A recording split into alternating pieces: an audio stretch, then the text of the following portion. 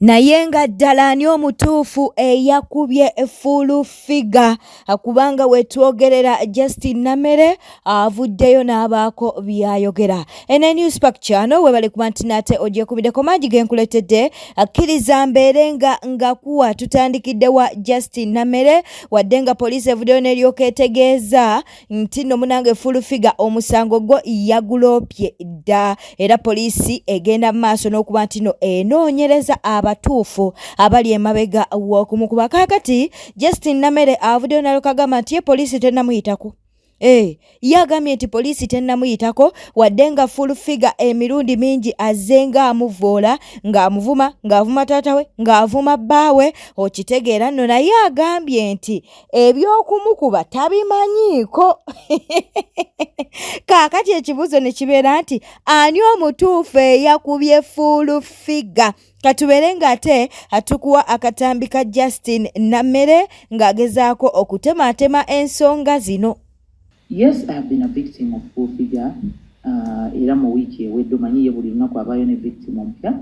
In the last week I happened to be one of her victims. Nanzivoola, avuma family yange. You know, for a whole year plus, abadde avuma mwami wange, avuma taata wange. I don't know why she's too obsessed with those two special gentlemen in my life. Oba abeegomba, oba kizibu kyeki, I don't know. I went legal in mabega kaawo.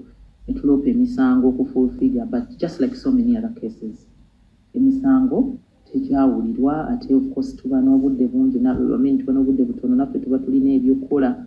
I went ahead, office of the president, nembaloopera nembategeeza full figure anyigiriza abantu bangi, nembaloopera from a community point of view, nembawa examples eza Hajati Zura, ez'abaana ba TikTok basibira obwerere, abasoosonkereza bwe bamuvuma ng'amaze okubavuma ate naye n'abasiba.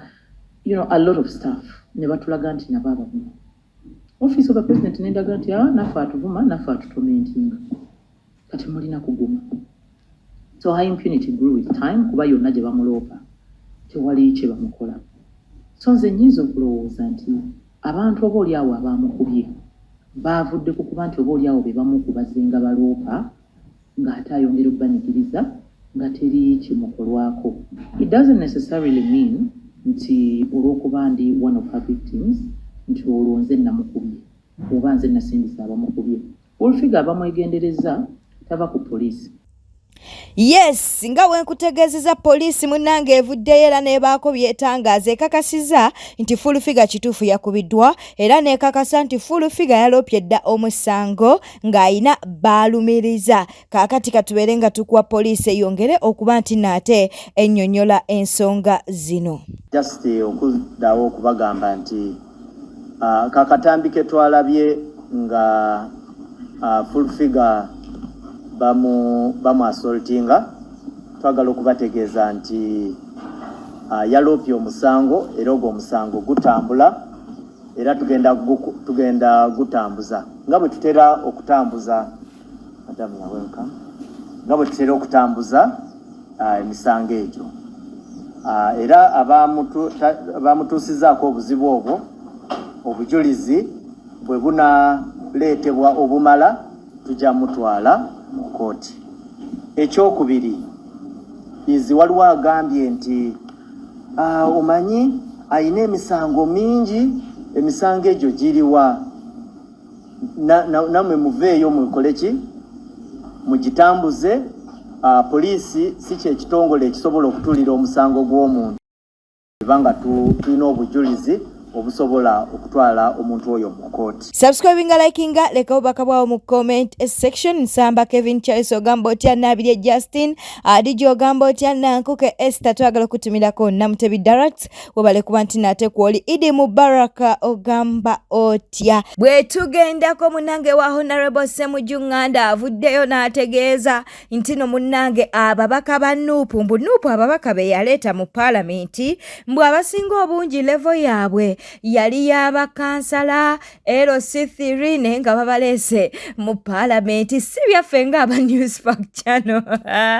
Honorable Ssemujju Nganda yavuddeyo n'abeera ng'ate ategeeza naye agambye nti ekibiina ku mulundi guno mu 2026 muleeta ababaka nga ddala basaanidde okubeera mu paalamenti. Oyo nno ye Ssemujju Nganda. Bwe tweyongerayo munnange Sauda Madada penge agambye nti yakubiddeko ku Sauda Madada kakati katubeere nga tukuwa conversation yaabwe wakati wa Sauda Madada kwessa ne penge.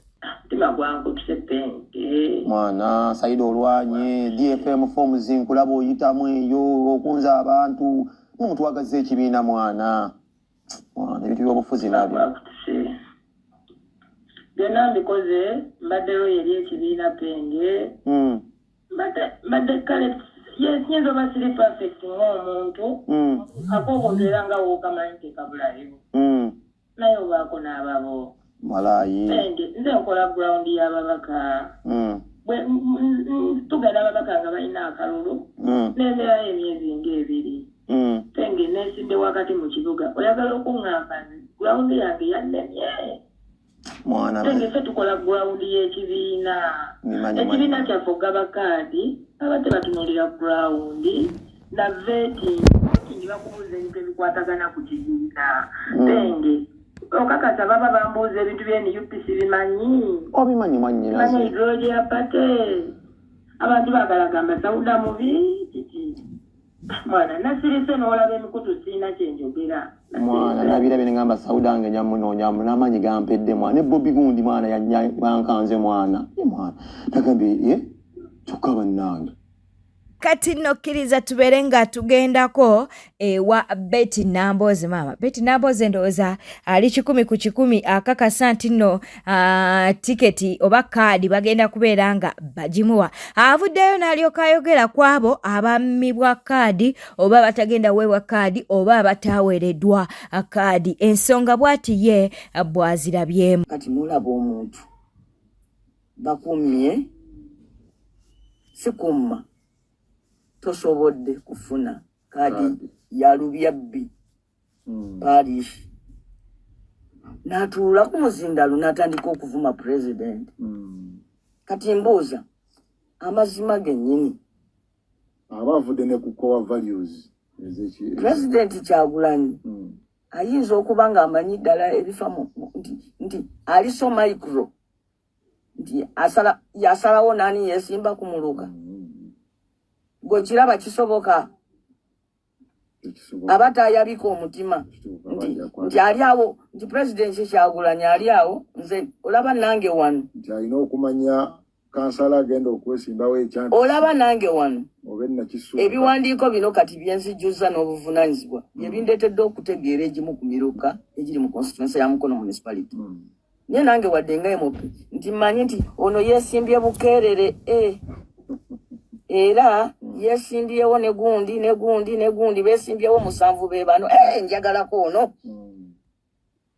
kisoboka si bwe kina n'okuba bwe wabaawo embeera yonna nga yabadde ya butali bwenkanya eyakumisizza kaadi president Jimujjeemu yogera ku banno bwe muli awo kumirukaawo kubanga tasobola kubanga ebyo byonna bigenda wali ku mmeeza ye mbuno salawo ani anaabeera kansala wantaawo B president. So basebo ne bannyabo enkuba eryokanga n'etonnya ne tulaba ensiisira bwe zenkanya ennyo abataddewo entalo ne bagenda mu social media ne bavuma n'omukulembeze waffe olwa kaadi mutulaze nti temwali muffe. Frank Gashumba munnange naye ensonga za full figures yingiddemu.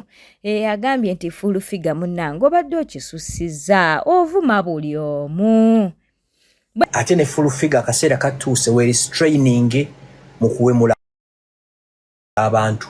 Full figure mukwano gwa. I actually called her yesterday. Waliwo abantu nga yetasobola kuwemula naye nga asobola okukuba ettaffaali. Nkiddemu waliwo omuntu nga tasobola kuwemula naye nga asobola kukuba ettafaali kiriko record South Africa mu biseera bya apartheid ebyo obukabbulu eyo video trendinga tanka yagenda mu katale nga bayinegenda mu kaleerwe abakazi ne bakwata ennyaanya tomatoes ne bazikuba tanka omanyi bode ama ya tanka omukazi wakwatira ennyaanya n'agikuba tanka kitegeeza singa abadde na RPG aligikubiye nkiddamu wano ku TikTok kuliko abantu balinga nga basatu bana abakifudde omuze okuwemula okuvoola abantu ekigambo ekitakubikawo bali okwo ku TikTok yes novuma muzadde w'omuntu naye nyini n'omutwaliramu ne bawe yotegeera fulufiga mukwano gwange era bw'anaamala okulikavalinga ngenda muyita mubulire ng'omuntu toyina kuwemula toyina kubawo bano abaana ebigambo bye bakubawo nnyabo nze ne bwe mba ndi mu kinaabiro bw'omu sisobola kikubawo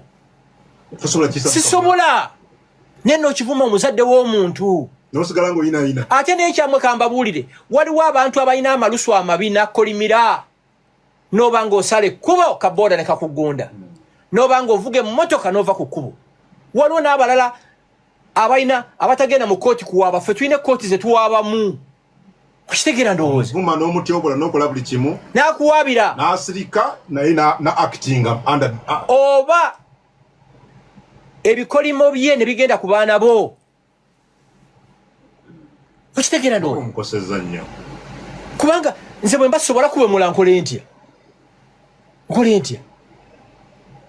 nene omusajja omunene gwe nabye ng'abuuka akuba full figure yamusambye awo kukishokinga omusajja wano ebintu neewuunya n'okwewuunya omanyi kwe kiva mu Buganda tubuzeemu abantu abasamoninga abantu abasajja bajjabba ebidandisale okusamoninga omuntu yenna wano ti bino byokola si bituufu naye ani tayebwa deputy speaker parliament muvubuka muto naye yasobodde okulikonsayiringa the biggest lions wano Hasani basajja balaba nani ne King Caesar ne bagenda mu State House ekyo ne kikola ki ne kiggwa nemmwe muli mu kwewemula muli mu kwekuba wano waliwo nze nagwaline eggwanga litagusulako bomu bwe pu Katonda atonde pya bantu balinganga bana bali ku TikTok waliwo omugwe bansaba ne baŋŋamba can you help us to availing buli videos zonna ate kirungi nalina zi profiling omukulu omu n'akwata ku mwana kino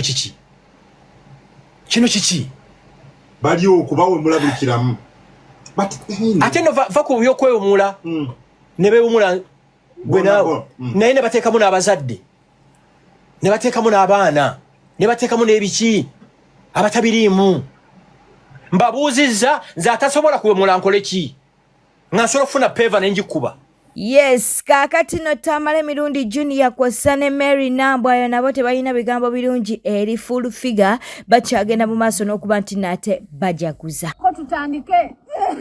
Yes.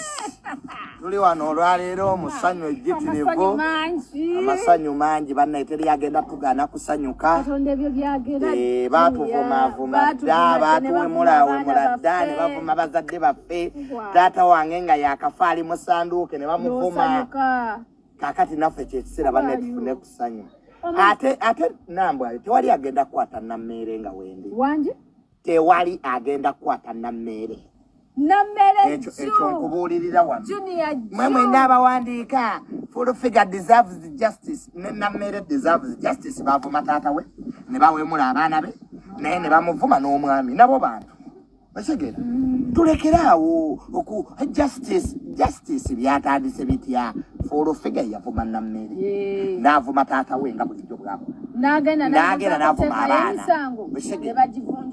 nammeere araisinze this problem ya full figure mpaka mu bakama abo abasembayo teri kye bakola full figure yeddeko bwezi avumya nnyo abantu we all deserve justice. Nange taata wange gwe yavuma n'amulangira ng'afudde she deserves justice. Kaakati bannange Katonda mulungi naffe nze saagala kuddaawo mbo mpulitendinga ebyo tebinkwatako tuve ku bantu just noonye iki noonye ebyokukola ekwe n'owemula abato n'ewemula abakadde n'owemula abazadde n'owemula abaana n'osiba abaana ba TikTok n'abajjamu ssente bw'amala okuteeka munda ng'ate bazadde bo nga bajja nga basaba ssente ng'akuta full figure byabadde akola. Enough is enough. Kuonyegeriza nnyo ennyindo ogireeta omusaayi. Full figure yeddeko ku mpisa ze. Enough is enough. Ffe tuli basanyufu. Kwata tutandike. Ani eri akwata ku nammere nga bwendi. Nammere ze muwala wange namutumye nammere. Abantu b'e Masaka muwe nammere wafunye n'omukazi. Nafunye n'omukazi. Namufunisa olubuto e Masaka tugenda zaala ka nammere akatono. Nammere gwe Chief Justice. Ye Anteira wa SB achagenda mu maaso n'okuba nti nno yeewera ono nali mu kujaguza olw'okukubibwa kwa full figure. Jjukira emirundi mingi full figure azenga musabula nalyoka agamba n'okugamba nti abalongo si ba SB4 kale bingi byazzenga ate ayogera ku Anteira. Kaakati nno abuliro nalyoka agamba nti abalongo bali mu kukukolako ng'ani agamba Anteira yali mu kuba nti naate agamba Ze nkulayirira mukyala wonna woli we bakunyigira ebiwundu abalongo tebagenda kusirika ekyo nkikusuubiza ye n'abalongo zikube muzakaaba mukyala siba kusirika paka ojja tegera be wayogerako be baani abantu bayitiriza abantu bave ku baana b'abantu vuma omuntu nga anyo bafiki nga goyinako ensonga yo erawo okuvuma abaana b'abantu ne bazadde baabwe tukoyo okutuvuma tukoyo okutuwemula yiwa omuntu ebimwamwamwa yes banaye tukoyo okutuwemuliranga abaana okutuwemula abantu mutte ekitiibwa kya buli omu gyayiteeyo tukoye ate nammwe abeeyita abagagga baabwe nammwe bajja batujja ebyo ebimwa bwete etambudde obadde mulabi mulungi olekwekumira ku Newspack channel kankusaba obeere ng'osubscribinga olikinga n'okuleka obubaka bwawo mu comment section beera bulungi weeraba.